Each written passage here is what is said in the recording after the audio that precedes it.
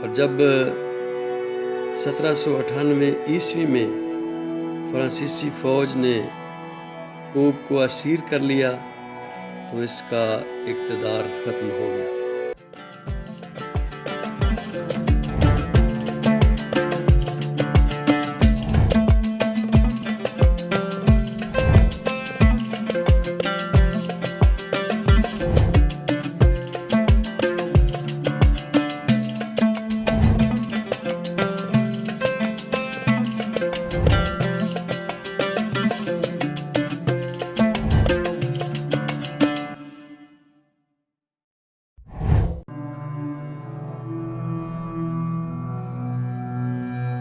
وہ 4 حوان جو دانیل نے دیکھے۔ عدالت کا دن دانیل نبی کی پیشن گوئی میں بیان کیا گیا ہے، اور جبکہ اس سے ہمیں زیادہ دلچسپی ہونا چاہیے۔ اسی طرح کی پہلی پیشن گوئی میں پہلے بھی اتنی ہی دلچسپ پائی جاتی ہیں۔ یہ دانیل نبی کی پیشن گوئی کے 7ویں حصے میں دیکھی جا سکتی ہے۔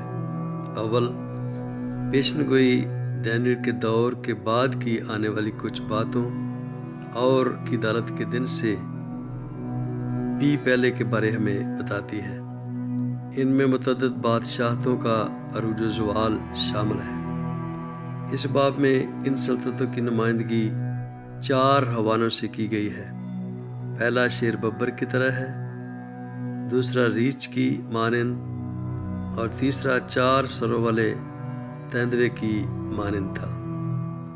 پہلا شیر ببر کی مانند تھا اور عقاب کے سے بازو رکھتا تھا، اور میں دیکھتا رہا جب تک اس کے پر اکھاڑے گئے اور زمین سے اٹھایا گیا، اور آدمی کی طرح پاؤں پر کھڑا کیا گیا، اور انسان کا دل اسے دیا گیا۔ اور کیا دیکھتا ہوں کہ ایک دوسرا حیوان ریچھ کی مانند ہے، اور وہ ایک طرف سیدھا کھڑا ہوا، اور اس کے منہ میں اس کے دانتوں کے درمیان 3 پسلیاں تھیں، اور انہوں سے کہا کہ اٹھ اور کثرت سے گوشت کھا۔ پھر میں نے نظر کی اور کیا دیکھتا ہوں کہ حیوان تیندوے کی مانند اٹھا، جس کی پیٹھ پر پرندے کے سے 4 بازو تھے، اور اس حیوان کے 4 سر تھے، اور سلطنت اسے دی گئی۔ دانیل 7 باب اس کی 4 سے 6 آیت۔ کون سی قومیں ان حوانوں کی علامت تھیں، ہمیں بوجھنے کی ضرورت نہیں۔ ایک فرشتے نے دانیل کو یہ رویا واضح کر دی۔ فرشتے نے 4تھے حوان سے شروع کیا، جسے ہم نے ابھی بیان نہیں کیا۔ یہ خوفناک لگ رہا تھا۔ پھر میں نے رات کو رویا میں دیکھا، اور کیا دیکھتا ہوں کہ 4تھا حیوان ہولناک اور خیبتناک اور نہایت زبردست ہے، اور اس کے دانت لوہے کے اور بڑے بڑے تھے۔ وہ نگل جاتا تھا اور ٹکڑے ٹکڑے کرتا تھا، اور جو کچھ باقی بچتا اس کو پاؤں سے لتاڑتا تھا، اور یہ ان سب پہلے حوانوں سے مختلف تھا، اور اس کے 10 سینگ تھے۔ دانیل 7 باب اس کی 7ویں آیت۔ فرشتے نے وضاحت کی کہ یہ 4تھا اژدہا نما حیوان 4تھی سلطنت کی نمائندگی کرتا ہے۔ اس کا مطلب یہ ہوا کہ 4تھے حیوان نے روم کی نمائندگی کی، اور پہلے 3 حوانوں نے بابل، فارس اور یونان کی نمائندگی کی۔ اس نے کہا کہ 4تھا حیوان دنیا کی 4تھی سلطنت ہے، جو تمام سلطنتوں سے مختلف ہے، اور تمام زمین کو نگل جائے گی، اور اسے لتاڑ کر ٹکڑے ٹکڑے کرے گی۔ دانیل 7 باب اس کی 23 آیت۔ ذیل میں تحقیقی دستاویز ہے۔ اس ویڈیو کے بعد اس تک رسائی کر سکتے ہیں جو تاریخی طور پر ان تینوں سلطنتوں کی تفصیل ہے، لیکن اس سلسلے میں ہم 4تھی سلطنت پر توجہ مرکوز کریں گے۔ کیا آپ کو یاد ہے اس حیوان کے 10 سینگ تھے۔ دراصل اس کے اصلی 10 سینگ تھے، لیکن ایک 11واں سینگ نکلا اور 3 اصلی سینگوں کو اکھاڑ پھینکا۔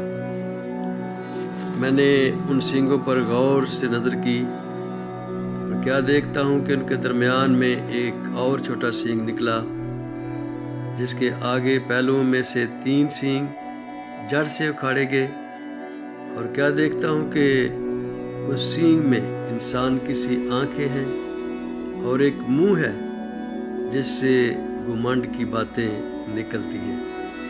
دانیل 7 باب اس کی 8ویں ہے۔ یہ 10 سینگ یورپی طاقتوں کی نمائندگی کرتے ہیں جو مغربی روم کے کھنڈرات سے پیدا ہوئیں۔ یہ دنیا کی معروف نو آبادیاتی قوتیں بن گئیں جنہوں نے سیارے کے زیادہ تر حصے کو کنٹرول کیا۔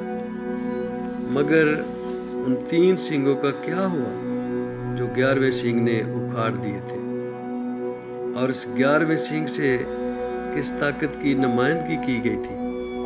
تاریخ بااختیار طور پر جواب دیتی ہے، یہ گروہ وہ طاقت تھی جو ان 10 کے بعد رونما ہوئی اور جس کی نمائندگی چھوٹے سینگ سے کی گئی تھی۔ وہ رومن کیتھولک چرچ کی حکومت تھی۔ اسلام کے آغاز سے پہلے سالوں میں پوپیت نے 3 یورپی قبیلوں کو تباہ کرنے میں رہنمائی کی۔ وہ تھے آسٹروگوتس، وینڈلس، خانہ بدوش اور ہرولی۔ ان کے بارے ہم بعد کی ویڈیو میں سیکھیں گے۔ ہم جانتے ہیں کہ یہ چھوٹا سینگ پوپیت ہے، اس لیے نہیں کہ یہ چھوٹا تھا، محض اس لیے نہیں کہ اس نے 3 قبیلوں کو اکھاڑ دیا، مگر کیونکہ یہ ایک مذہب اور ملک تھا، وہ جس نے خدا کے خلاف کفر کی باتیں کی اور جس نے اس کے لوگوں کو اذیت بھی دی۔ دلچسپی کی بات یہ کہ دانیل نبی نے یہاں تک بھی دیکھا کہ پوپی طاقت کتنے سالوں تک دنیا کو اپنے اختیار میں رکھے گی۔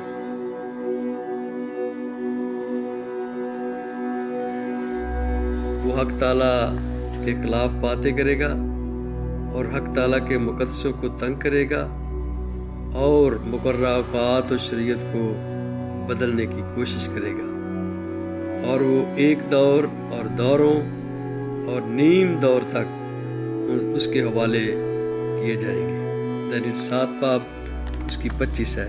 مسلمان بڑے پیمانے پر اس بری طاقت کو صلیبی جنگوں میں اس کام کی وجہ سے یاد کرتے ہیں جس میں مشرق وسطیٰ سے نکلنے سے پہلے لاکھوں مسلمانوں کو قتل کیا۔ ان برے کاموں کو کرنے کے لیے اسے کب تک اختیار تھا؟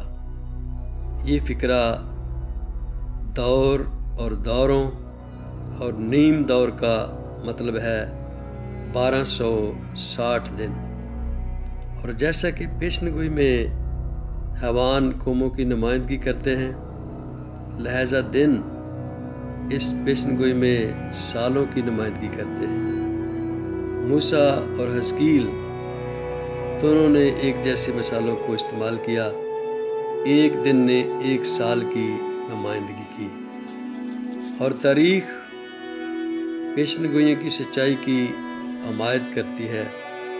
پوپیت نے سب سے پہلے 538 عیسوی میں روم کے شہر پر اختیار حاصل کیا، اور جب 1798 عیسوی میں فرانسیسی فوج نے پوپ کو اسیر کر لیا تو اس کا اقتدار ختم ہو گیا۔ لہذا پوپیت نے کتنے عرصہ تک اس ظالمانہ عمل کو جاری رکھا؟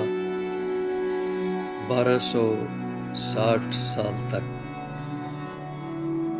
شاید آپ نے دیکھا ہوگا کہ یہ 4 سلطنتیں بابل، فارس، یونان اور روم وہی ہیں جو نبوکدنضر کے خواب میں دکھائی تھی، جو اس دھات کی مورت کے متعلق تھا۔ دانیل 7 باب میں پوپیت کے برے کام کے فوراً بعد آسمان میں عدالت کا منظر نظر آتا ہے۔ ہم آسمانی عدالت کے بارے اپنی اگلی ویڈیو میں مطالعہ کریں گے۔ آمین۔